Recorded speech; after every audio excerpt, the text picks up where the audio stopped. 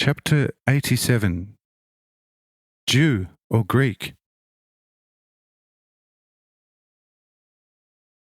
Ahab, the young Pharisee, however, stepped aside from the old ones, being happy that I said such truths to the old ones. But he asked me in confidence whether he too is such a wickedly possessed one. But I said to him with friendly face, "If you were so, you would not ask me thus. You also have been an arid region for Satan so far. See to it nevertheless that you don't become a fertile field for him.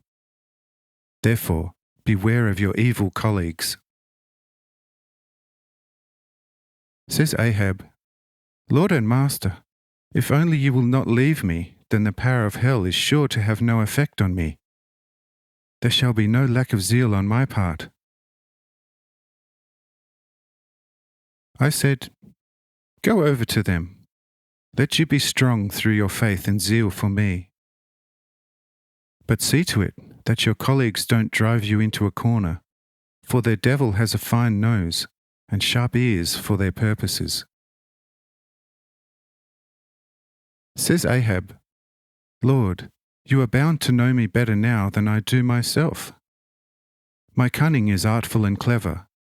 The devil, however, it is said, is blind, and therefore they shall all see how I have them on the ice.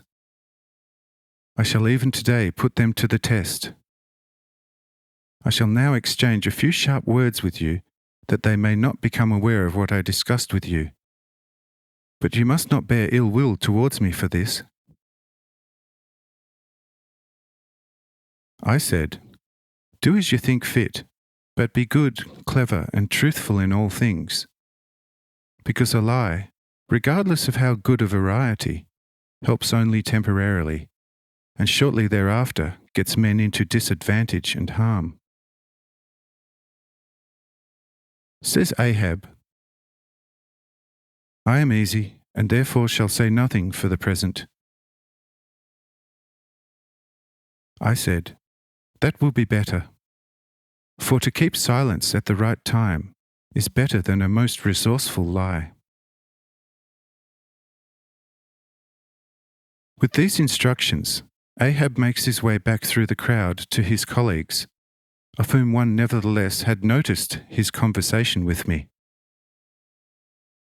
This one at once started to sound him out, but Ahab stood his ground well, to the extent of finding himself praised by the would-be detective. But I turned away from the Pharisees and began to talk to the people. I showed them how it is not pleasing to God to abandon Judaism, because salvation comes to all men from the Jews, and that, as some had done already in their hearts, they should in all truth return to Judaism, or it is not otherwise possible to attain to the childhood of God.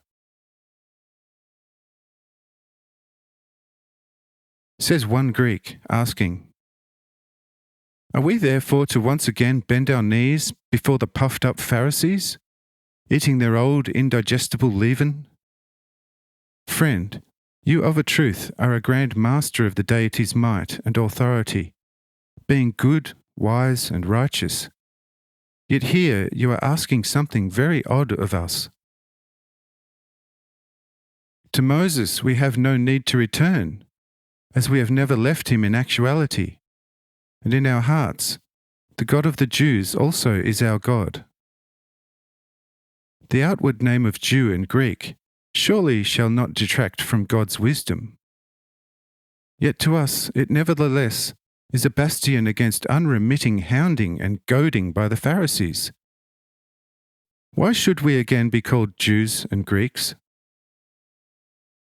See, this is not a very clever demand of yours upon us.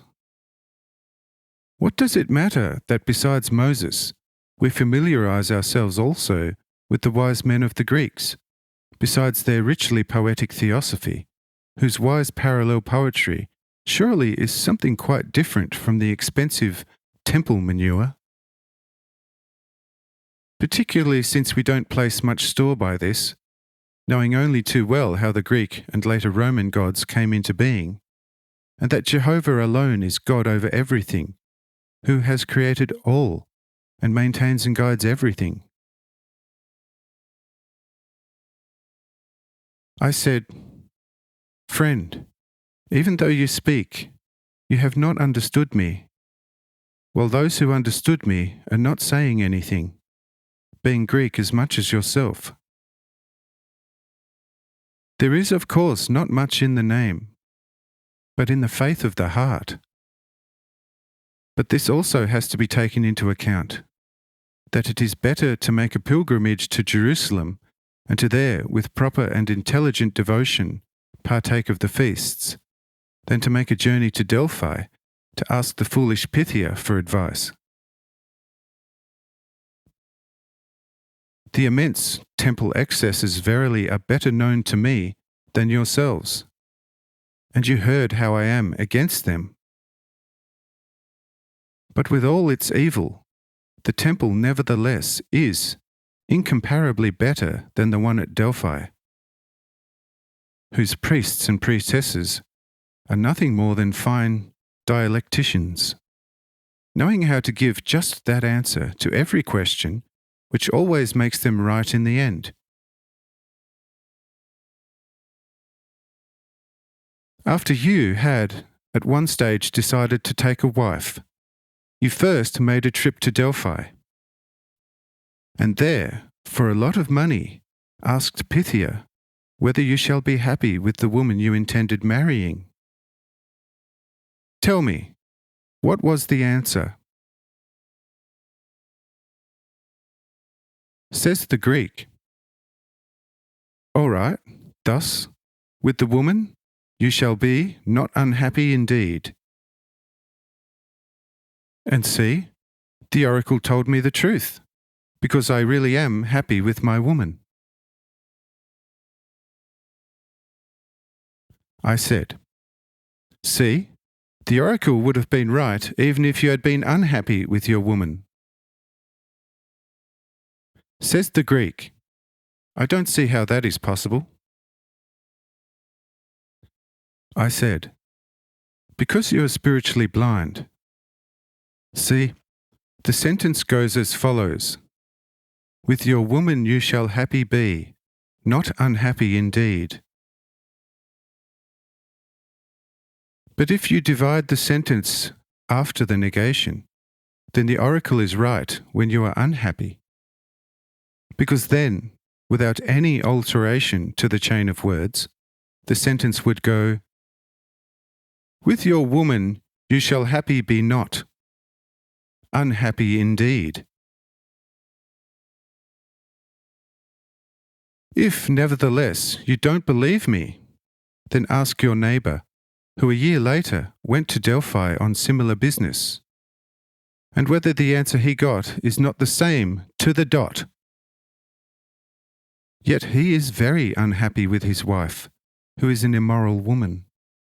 Yet with him, the oracle is just as correct as with you, and yet you highly regard it. Judge for yourself what is better, the temple at Jerusalem or the oracle of Delphi." Here the Greek is wide-eyed and says, "Master, now everything is clear to me. This only God and no man can know. You are either God himself or a son begotten of God, but not a son of man like us. Therefore, we intend turning back to the temple, although not under the Pharisees' rod, but freely. These Pharisees, however, must go, for they have too greatly deceived us, relieving us of nearly all our goods, both spiritually and materially. We therefore shall remain pro forma Greeks, but in truth confessors of Moses and the prophets. We also shall go to Jerusalem annually and visit the temple, and if it is closed to us, then the hall of strangers remains open to us, which also is part of the temple." I said, "Do as you think fit. Only protect your hearts against falsehood, anger, vengefulness, and persecution. Let you be of chaste and pure predisposition. Love God truly above all, and your neighbours as yourself. Bless those who curse you, doing no harm to those who hate and persecute you. This way you will be pleasing to God, peaceful, gathering burning coals over your enemies' heads."